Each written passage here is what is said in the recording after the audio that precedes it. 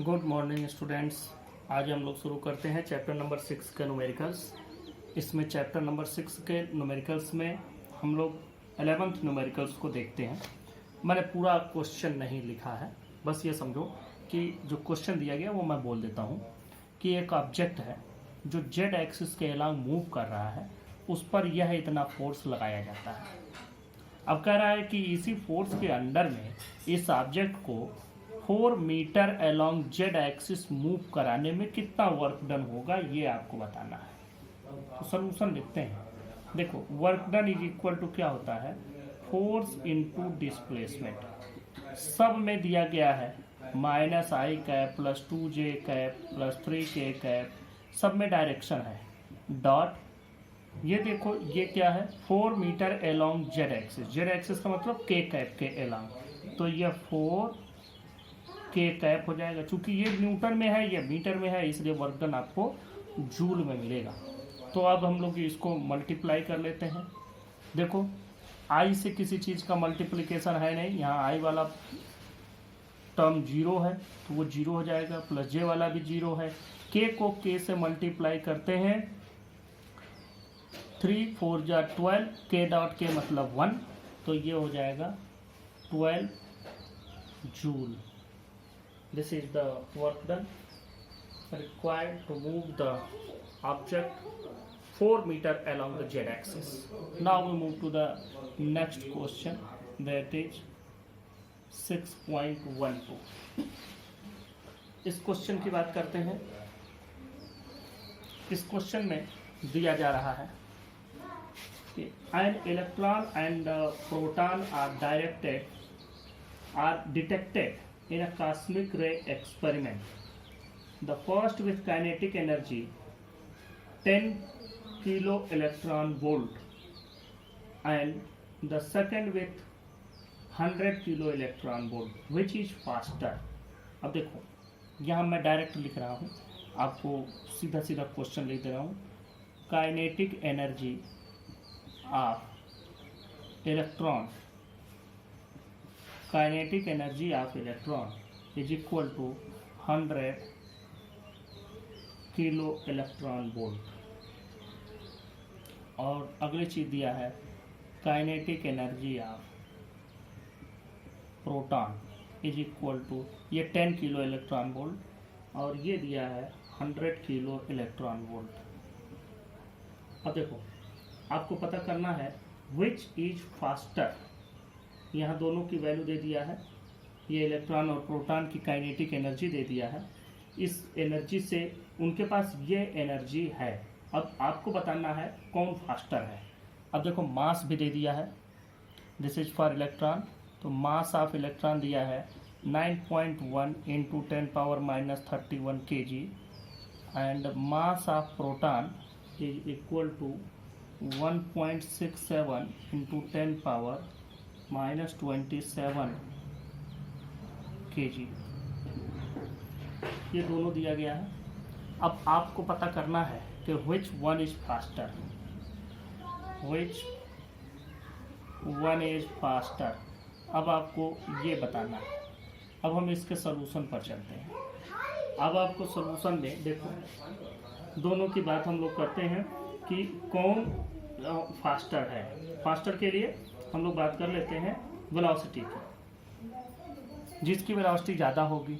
अब चूंकि kinetic energy दिया गया, तो काइनेटिक एनर्जी में तो मास और वेलोसिटी का प्रोडक्ट है, वो भी मास और वेलोसिटी के स्क्वायर का प्रोडक्ट है divided by 2।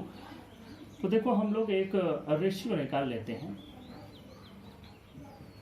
Kinetic energy of electron divided by kinetic energy of proton is equal to, ये देखो, ये वैल्यू हो जाएगी 12 m e square divided by 12 mp vp square is equal to, देखो ये कितना है, इलेक्ट्रॉन की kinetic energy 10 kilo electron volt. 1 electron volt आपको मालूम होना चाहिए, 1 इलेक्ट्रॉन वोल्ट की वैल्यू होती है 1.6 इंटू 10 पावर -19 जूल। कैसे मिलता है कि एक वोल्ट के पोटेंशियल डिफरेंस पर अगर एक इलेक्ट्रॉन को रखा गया हो, ये आपको क्लास 12th में पढ़ने को मिलेगा। अगर कहीं भी 1 वोल्ट का पोटेंशियल डिफरेंस हो और उसमें एक इलेक्ट्रॉन को रख दिया जाए तो वो एक्सेलरेटेड मोशन में आएगा। तो जो उसके पास काइनेटिक एनर्जी आएगी during this motion between the potential difference of 1 volt, that will be the 1 electron volt energy and it is equal to the net charge on electron. तो 1 electron volt is equal to होता है 1.6 into 10⁻⁻19 joule. You should know this. आप ये नहीं जानते रहेंगे तो ये क्वेश्चन आपसे सॉल्व नहीं होगा। वैसे ये चीज़ आपको पढ़ाया नहीं गया है तो नो वन एक्सपेक्ट कि आपको ये चीज़ याद होगी, ये मैं यहाँ बता रहा हूँ आपको। तो ये 10 किलो इलेक्ट्रॉन वोल्ट हो गया डिवाइडेड बाई यहाँ 100 किलो इलेक्ट्रॉन वोल्ट। अब देखो इसमें भी 10 पावर 3 आएगा, इसमें भी 10 पावर 3 कैंसिल हो जाएगा, बाकी सारी चीज़ें कैंसिल हो जाएगी, बचेगा क्या 1/10। ये वैल्यू बच गई। ये 1/2 से पूरा 1/2 कैंसिल हो जाएगा। अब जो जो वैल्यू बच रही है उन वैल्यू को आपको लिख लेना है। मास ऑफ इलेक्ट्रॉन लिख दो 9.1 into 10⁻⁻31 divided by mass of proton 1.67 into 10⁻⁻27 और फिर वेलोसिटी लिख दो ve² डिवाइडेड बाई यहाँ पर vp² इज इक्वल टू 1/10। अब देखो यहाँ से देख लेते हैं किसकी वैल्यू ज़्यादा आती है। तो जब आप इसको सॉल्व करते हैं तो आपको यहाँ से मिलता है, यहाँ से आपको मिलता है ve डिवाइडेड बाई vp। ये सॉल्व करना है आपका काम है। I am not responsible for this solution, you have to self practice to solve this. अब देखो ये जितनी बार प्रैक्टिस करोगे इस तरह का पावर्स को सॉल्व करने का, इनको मल्टीप्लिकेशन डिवीजन, जितनी ज़्यादा आपके प्रैक्टिस रहेगी मैथमेटिकल चीज़ें उतनी ज़्यादा अच्छे से आएंगी। It depends on your practice and बाकी ये चीज़ें हैं। और सेल्फ से ही आपको ये सारी चीज़ें खुद से प्रैक्टिस करनी है। जितना ज़्यादा कोशिश करोगे उतना ही आएगा। तो अब देखो यहाँ किसकी ज़्यादा मिल रही है, ve is equal to 13.53 into velocity of proton. तो हमको मिल रहा है कि इलेक्ट्रॉन की वेलोसिटी प्रोटॉन के वेलोसिटी से 13 गुना 13.5 गुना ज़्यादा होगी। तो इसका मतलब electron is faster.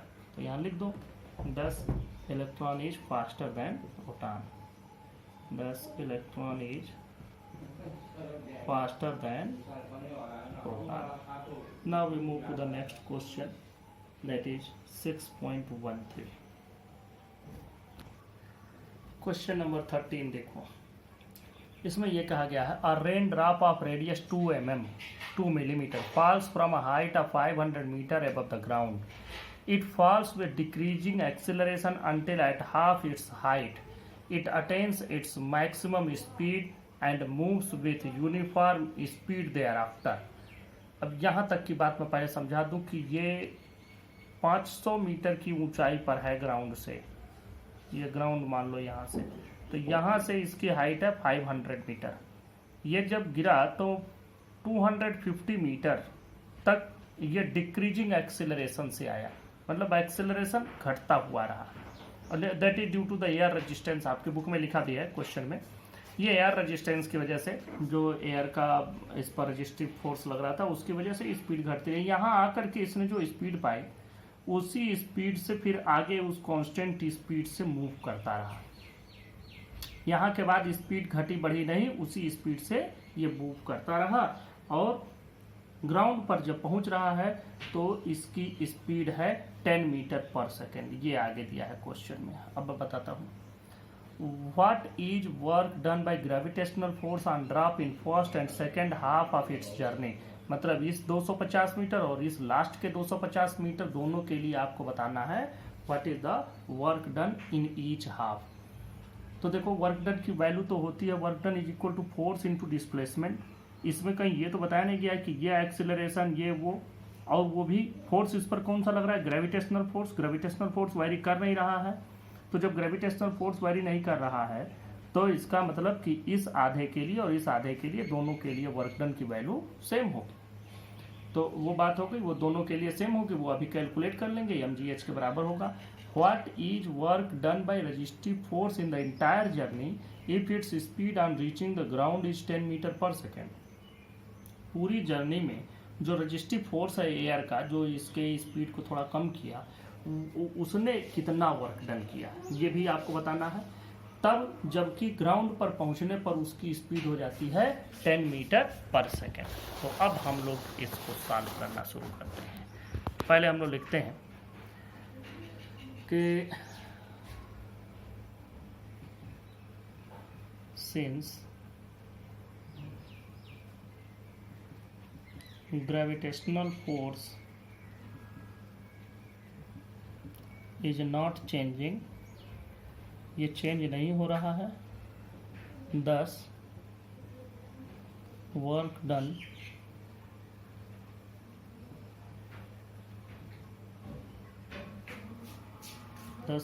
done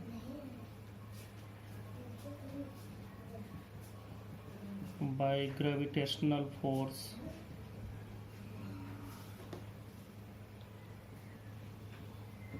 will be same for first and second half, दोनों के लिए ये वैल्यू सेम होगी। और ये वर्क डन कितना होगा? ये वर्क डन होगा mgh के बराबर। ये यही होता है, फोर्स इनटू डिस्प्लेसमेंट होता है। फोर्स की जगह हम लोग mg लिखेंगे और डिस्प्लेसमेंट की जगह h रखेंगे। वैल्यू रख दो, m की वैल्यू आपके पास है ही नहीं। और जो दिया है स्फेरिकल आपका ड्रॉप होता है, ड्रॉप स्फेरिकल होता है, तो मास को हम लोग लिख सकते हैं, mass can be written as volume into density into g into h. Volume कितना हो जाएगा भाई? 4/3 पाई आर क्यूब, ये हो गया। रो की वैल्यू हम रख देंगे जी और एच। जी की वैल्यू आपको 9.8 ही रखना है, एच की वैल्यू 250, क्योंकि आधे आधे के लिए हमें कैलकुलेट करना है। या आपके पास इतना डेटा हो गया, सारे के सारे वैल्यूज पुट अप कर दो, आपको आंसर मिल जाएगा। 4/3 पाई की वैल्यू 3.14, आर क्यूब की वैल्यू देखो 2 mm रेडियस दिया है, तो 2 × 10⁻³ मीटर होगा इसका होल क्यूब, ये आर क्यूब। रो की वैल्यू देखो, जो रो होता है ये दिया नहीं है, वैसे क्वेश्चन में देना चाहिए। अब है क्या, वाटर के लिए जो वाटर की डेंसिटी आती है वो होती है 10⁻³ kg पर मीटर क्यूब। ये हमेशा याद रखना कि ये 10⁻³ kg पर मीटर क्यूब ही होता है। अगर हम एक कोई समझो कि ज़मीन में कोई एक गड्ढा बनवाएं जिसकी लंबाई, चौड़ाई और गहराई तीनों 1 मीटर हो, 1 metre length, 1 metre breadth and 1 metre depth का अगर हम कोई गड्ढा खोदते हैं और उसको पानी से पूरा भर देते, तो उसमें एग्जैक्ट वाटर की जो क्वांटिटी आएगी वो आएगी 1000 लीटर, 1000 किलोग्राम। 1000 किलोग्राम उस पूरे 1 मीटर क्यूब में पानी आएगा। वही जनरली 1000 लीटर भी आता है, खैर उसको हम लोग बाद में उस पर जाएंगे, लीटर से उसको बाद में देखेंगे। लेकिन वो उसमें जो टोटल वाटर की क्वांटिटी आती है वो 1000 किलोग्राम वाटर उसमें आता है। तो इसलिए 10⁻³ मतलब 1000 kg पर मीटर क्यूब वाटर की डेंसिटी हो जाती है। तो अब वाटर की डेंसिटी से मल्टीप्लाई कर दो, ये हो गया 10⁻³ रो। जी की वैल्यू रख देते हैं 9.8 और एच की वैल्यू रखेंगे 250 मीटर। तो जब हम इसको कैलकुलेट करते हैं तो हमको मिलता है ये टोटल कैलकुलेट करने पर 0.082 जूल। ये आधे के लिए इतना वर्क डन हुआ। अब ये कैलकुलेशन आपका काम है। अब बात करते हैं पूरे जर्नी के लिए। देखो लास्ट में जब ऑब्जेक्ट यहाँ पहुँच रहा है तो उसके पास जो वेलोसिटी है वो है 10 metre per second. 10 metre per second की वेलोसिटी का मतलब क्या हो गया कि इस पर दो तरह के फोर्सेज ने काम किया। ये ग्रेविटेशनल फोर्स इसको डाउनवर्ड ले आ रही है, रजिस्टिव फोर्स इसको अपवर्ड ले जाना चाहती है, मतलब इसके अपोजिशन में काम कर रही है। और दोनों के वर्क डन की वजह से इसको 10 मीटर पर सेकेंड की वेलोसिटी मिली है। अगर ये वाला ज़्यादा रहता तो ये ज़मीन पर पहुंचता ही नहीं, कभी ग्राउंड पर टच नहीं होता, लेकिन ये ज़्यादा है। इसका मतलब इन दोनों को अगर हम जोड़ें कि work done by this plus work done by this, तो हमको जो वैल्यू मिलेगी वो वैल्यू मिलेगी कि इन दोनों के वर्क डन की वजह से इसकी नेट काइनेटिक एनर्जी यहाँ पर आएगी। तो हम लोग लिख सकते हैं कि for entire journey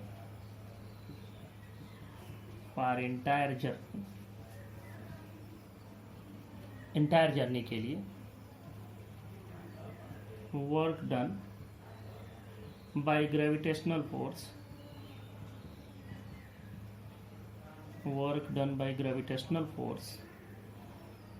plus work done bye resistive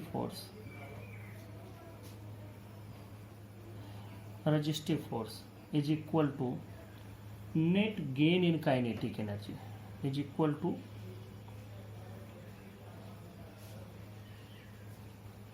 change in kinetic energy।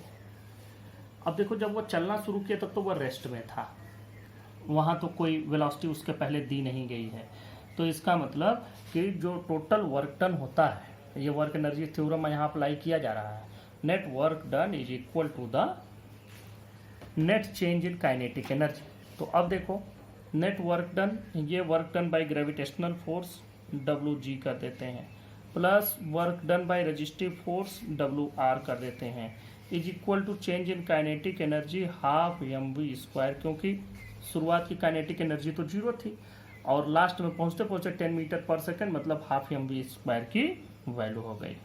अब देखो, यहाँ से जो इसने काम किया हमको कैलकुलेट क्या करना है, work done by resistive force in the entire journey हमको पता करना है। तो work done by resistive force is equal to half mv² minus work done by gravitational force. अभी ग्रेविटेशनल फोर्स से वर्क डन हमने कैलकुलेट किया for half of the journey, that is 0.082 joule.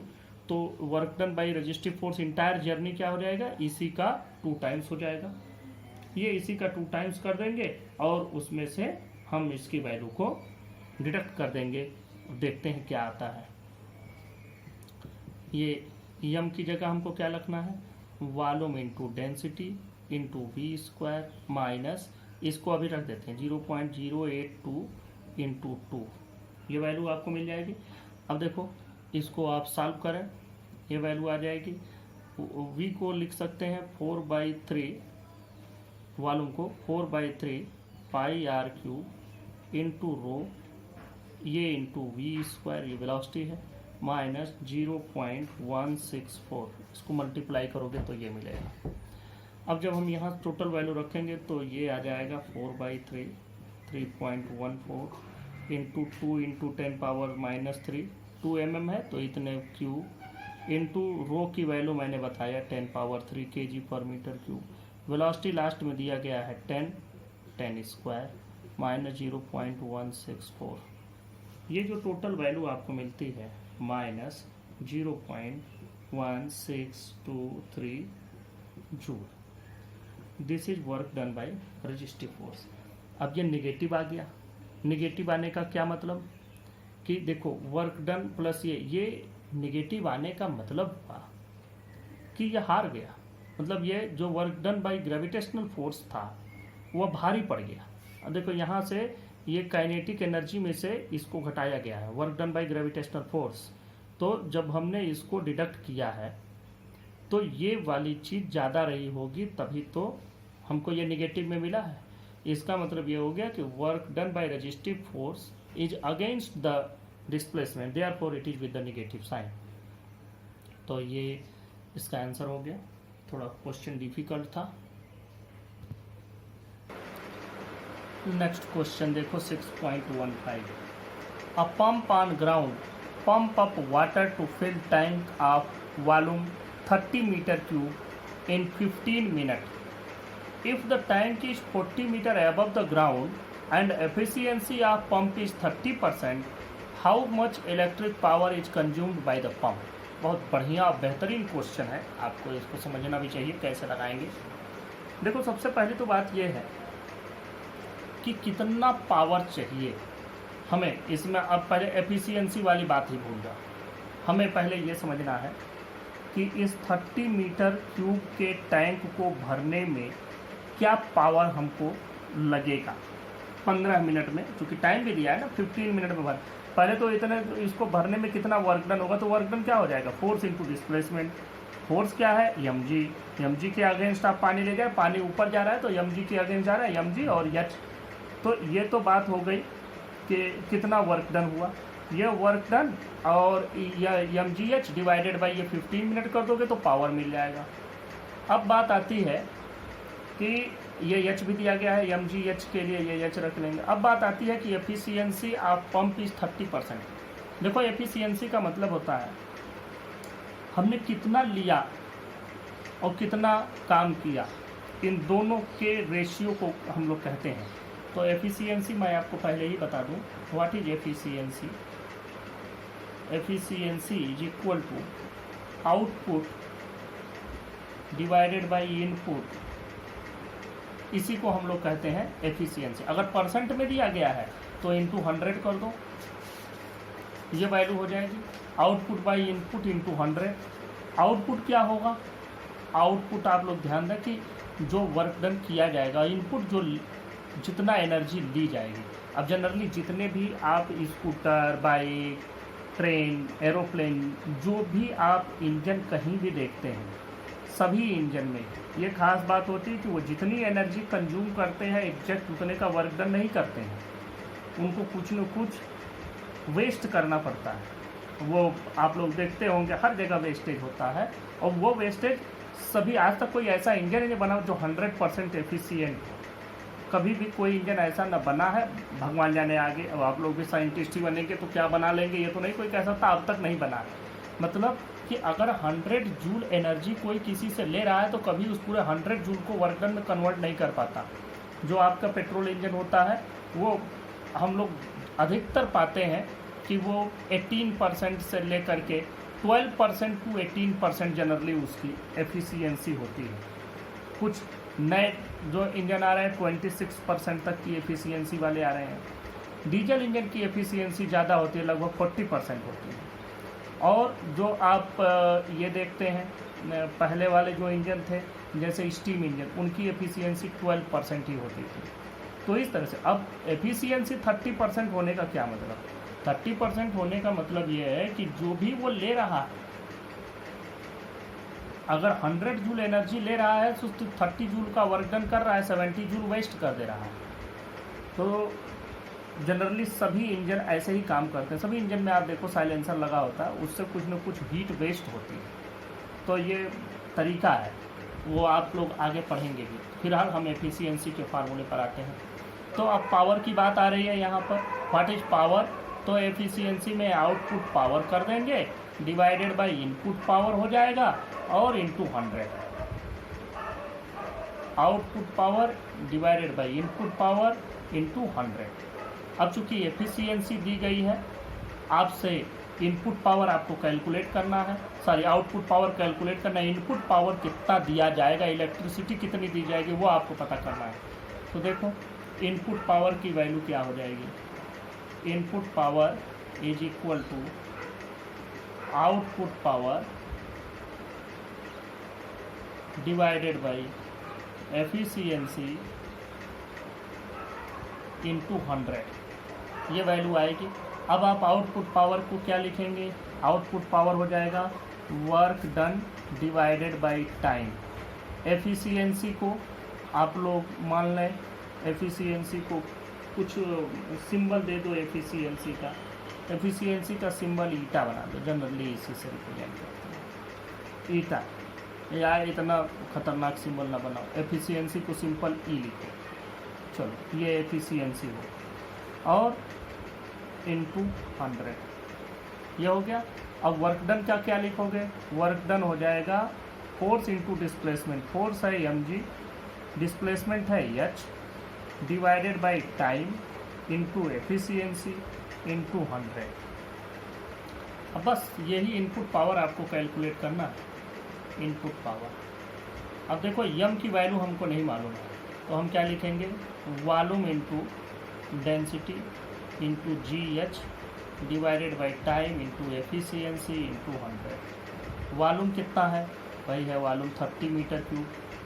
इसकी डेंसिटी वाटर की कितनी होती है 10 power 3, जी की वैल्यू 9.8, एच की वैल्यू 40 मीटर हाइट आपको दिया गया है, डिवाइडेड बाई टाइम दिया है 15 मिनट, तो 15 इंटू 60 सेकेंड हो जाएगा। एफिशिएंसी 30 दी गई है इंटू 100। अब आप इन सभी वैल्यूज को रख देंगे तो आपको मिलता है यहाँ से 43.6 इंटू 10 पावर 3 वाट ये इनपुट पावर मिला। मतलब हम लोग इसको लिख सकते हैं 43.6 किलोवाट, ये इतना इनपुट पावर की ज़रूरत पड़ेगी। This is your answer. Next question पर देखते हैं 6.18, बड़ा स्मार्ट टाइप का क्वेश्चन है ये। देखो इसमें कहा गया है a bob of pendulum is released from 1.5 metre height, what is the speed of the bob at B. ये पॉइंट ए से रिलीज किया गया, पॉइंट बी पर ये यहाँ से इधर की ओर इसका मूवमेंट है। It dissipates 5% of its initial energy against air resistance. अब देखो यहाँ से इसको रिलीज किया गया, यहाँ ग्राउंड है, ये ग्राउंड पर टच नहीं किया, लगभग टच करने ही वाला है। तो यहाँ से इसको रिलीज करने पर क्या इसके पास काइनेटिक एनर्जी, क्या वेलोसिटी होगी। डायरेक्ट आपको स्पीड पूछा है, तो देखो यहाँ जब था तो इसके पास सिर्फ पोटेंशियल एनर्जी थी, वही पोटेंशियल एनर्जी यहाँ आकर के कन्वर्ट हो जाएगी काइनेटिक एनर्जी। लेकिन इस कन्वर्जन में 5% ये डिसिपेट हो जाएगा, रेजिस्टेंस मतलब हवा के उसमें रेजिस्टेंस में, एयर रेजिस्टेंस में 5% इसका लॉस्ट हो जाएगा। ये जो लॉस होगा उसको छोड़ करके बचेगा कितना। अगर यहाँ 100 था तो यहाँ लेके कितना आएगा, 95% लेकर के आएगा। तो देखें potential kinetic energy at B is equal to 95% of potential energy at A. बस हो गया। यहाँ ना मास दिया है ना वेलोसिटी दी गई है, फिर भी आपको पता कर लेना। देखो ये वैल्यू हो जाएगी ½ mv²। बहुत सारे लोग तो यही देख करके छोड़ देते हैं, मास दिया है ना कुछ दिया तो हम पता कैसे करेंगे। जी खाली दिया है, यम निकालने का कोई तरीका ही नहीं है। वाटर होता, डेंसिटी होती, कुछ भी होता तो कैलकुलेट करते, ऐसे कैसे। तो यहाँ देखो ये 95% मतलब 95/100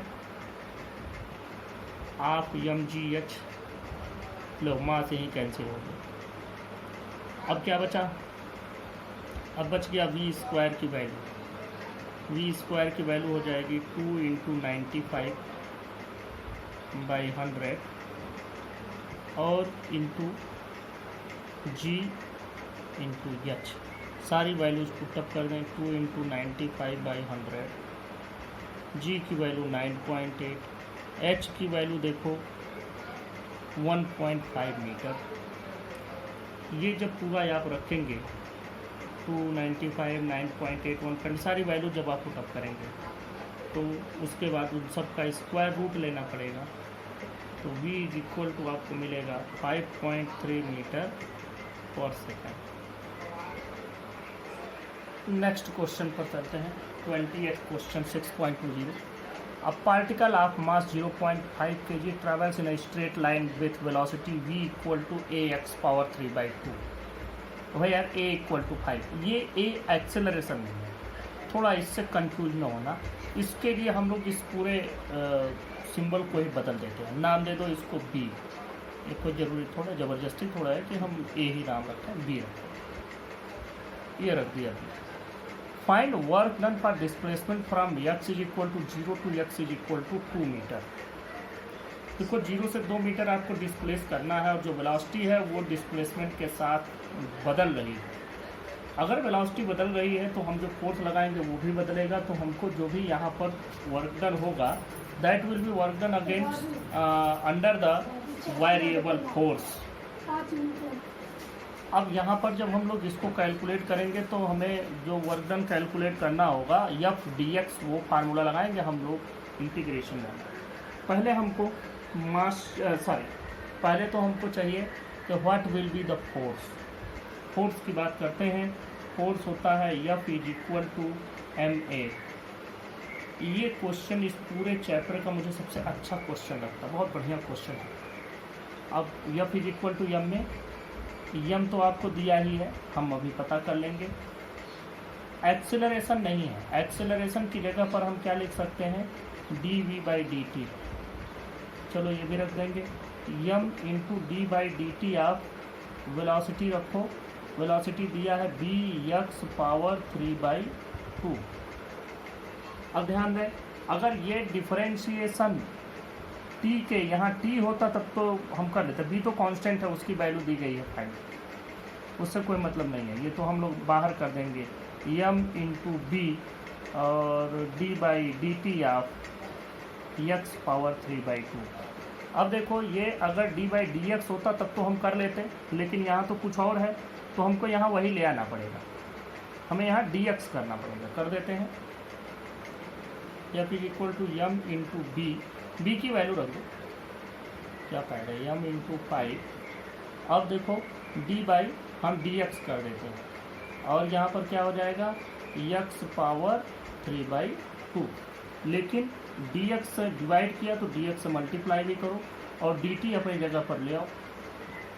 dx/dt again will be velocity, तो ये 5m, और ये कितना हो जाएगा, जब हम इसको डिफरेंशिएट करेंगे तो x पावर n का होता है n x पावर n-1, मतलब पावर बाहर करो, इसी पावर को एक कम करो, तो इंटू 3/2 x पावर क्या हो जाएगा 3/2 -1, ये वैल्यू हो जाएगी।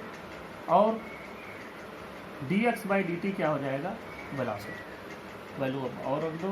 F इज इक्वल टू, देखो ये 5 3 15 m/2 इंटू x पावर, ये 3/2 में से 1 घटेगा तो ये 1/2 हो जाएगा। वेलोसिटी की वैल्यू फिर से रख दो bx पावर 3/2। अब देखो फिर 15 m/2 इंटू x का पावर पहले वो करते हैं, x पावर 1/2 प्लस 3/2, अलग करके दिखा दूँ आपको, 1/2 प्लस 3/2, 2 एलसीएम हो जाएगा, 3 + 1 4/2, 4/2 मतलब 2, तो ये हो जाएगा x², ये हो गया आपका x², और साथ में b तो रहा ही, ये हो गया।